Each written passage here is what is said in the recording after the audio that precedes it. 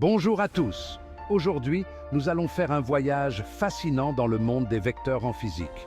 Que vous soyez étudiant en physique ou simplement curieux de comprendre l'univers, la compréhension des vecteurs est cruciale. Alors, qu'est-ce qu'un vecteur? En physique, un vecteur est une grandeur qui a à la fois une longueur et une direction. Imaginez une flèche.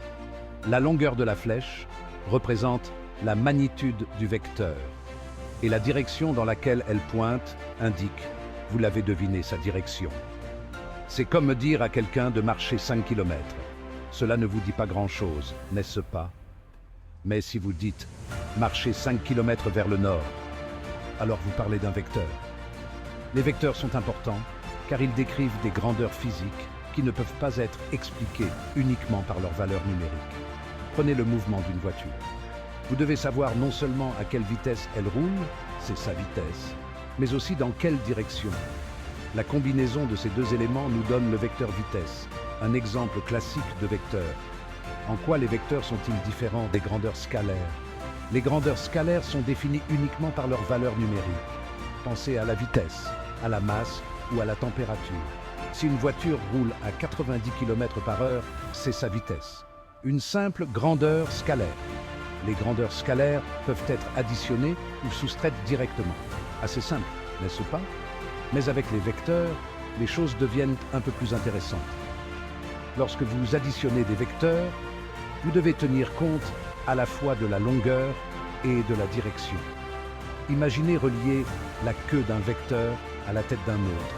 Ce n'est pas seulement des mathématiques, c'est de la géométrie en action. Et ce n'est pas tout.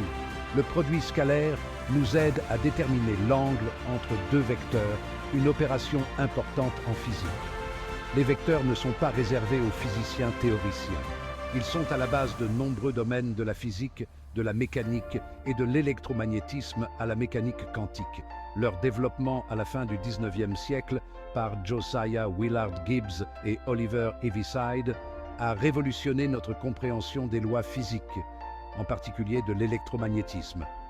Grâce aux vecteurs, nous pouvons résoudre des problèmes complexes impliquant des forces, des mouvements et des champs avec précision et clarté.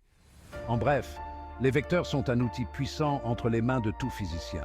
Ils nous permettent de décrire le monde d'une manière que les grandeurs scalaires ne peuvent tout simplement pas faire.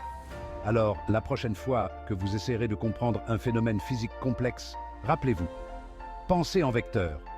C'est tout pour aujourd'hui. Si vous avez aimé cette vidéo, n'oubliez pas de mettre un pouce en l'air, de vous abonner et de cliquer sur la cloche pour être averti des nouvelles vidéos intéressantes. À bientôt.